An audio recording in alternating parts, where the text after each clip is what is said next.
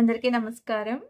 ఈరోజు మన వీడియోలో హోలీ పండుగ గురించి తెలుసుకుందామండి. ఈ హోలీ పౌర్ణమి కథ గురించి మీ అందరికీ తెలిసే ఉంటుందండి. తెలియని వాళ్ళు తప్పకుండా తెలుసుకోండి. నిజానికి హోలీ పండుగ వెనకాల చాలా కథలున్నాయి. అందులో నేనొక 2 కథలు చెప్తాను. తప్పకుండా వినండి.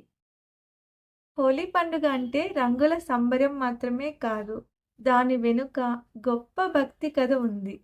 ఈ కథను హోలికా దహనం అని కూడా అంటారు. ప్రహ్లాదుడు అచంచల భక్తుడు. పూర్వం ఒక అసుర రాజు ఉండేవాడు. అతని పేరు హిరణ్యకశిపుడు. అతను చాలా గర్విష్టి.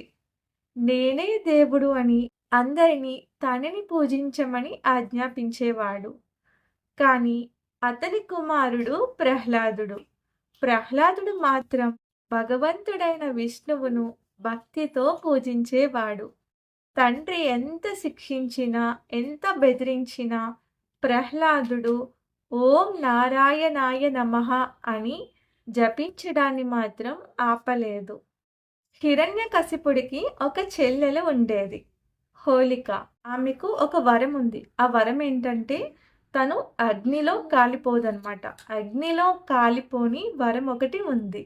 ప్రహ్లాదుడు ఎంత చెప్పినా వినట్లేదని చెప్పి తండ్రి తన అక్కతో పాటు దహనానికి రెడీ చేస్తాడు. చితి మీద కూర్చోపెడతాడనమాట ప్రహ్లాదుడిని. హోలికకు అగ్నిలో కాలిపోని ఒక వరం ఉంది కాబట్టి ఆమె ప్రహ్లాదుడిని ఒడిలో పెట్టుకుని అగ్నిలో కూర్చుంటుంది. అప్పుడేమవుతుందో తెలుసా?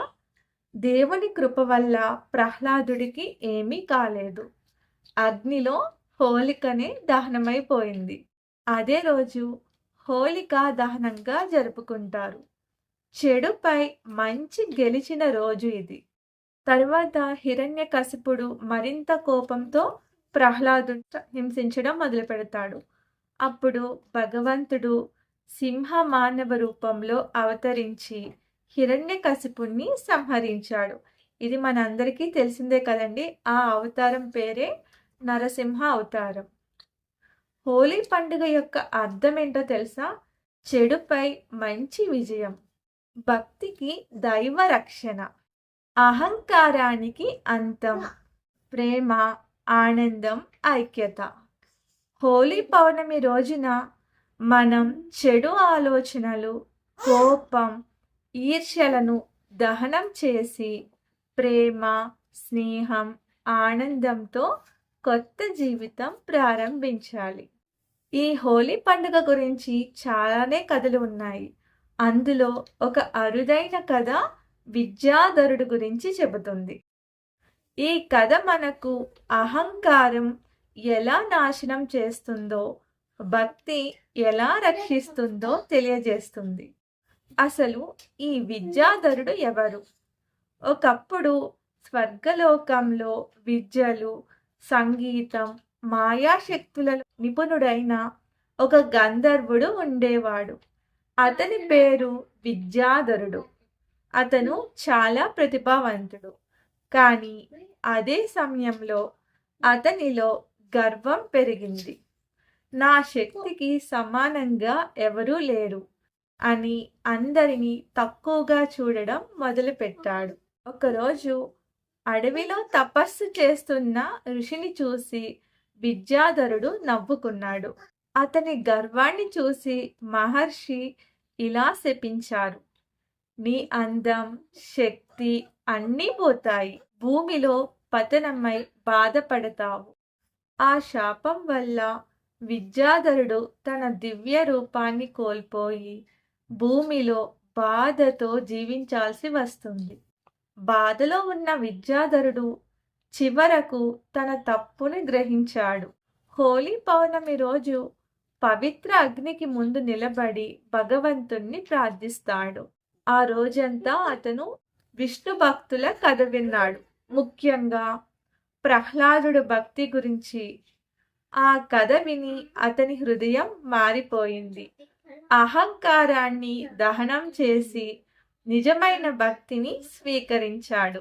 హోలీ అగ్నికి చుట్టూ ప్రదక్షిణలు చేస్తూ భగవంతుణ్ణి ప్రార్థించినప్పుడు అతని పాపాలన్నీ దహనమైపోయాయి. దేవుని కృపతో అతను తిరిగి తన దివ్య రూపాన్ని పొందాడు. ఈ కథ మనకేం చెప్తుంది? అహంకారం మనల్ని కిందకు దించుతుంది. తప్పుని అంగీకరిస్తే దేవుడు క్షమిస్తాడు. హోలీ అగ్ని అంటే చెడు లక్షణాల దహనం. భక్తి, వినయం జీవితాన్నే మార్చేస్తాయి. హోలీ అగ్ని కేవలం కట్టెలను కాల్చదు, మనలోని అహంకారాన్ని, దురహంకారాన్ని కూడా దహనం చేస్తుంది. విద్యాధరునుల మనం కూడా మన తప్పులను గ్రహించి భక్తి మార్గంలో నడిస్తే ఆ దేవుని కృప తప్పక లభిస్తుంది. ఒకప్పుడు గర్వంతో పతనమైన విద్యాధరుడు అదే హోలీ పౌర్ణమి రోజున వినయంతో విముక్తి పొందాడు.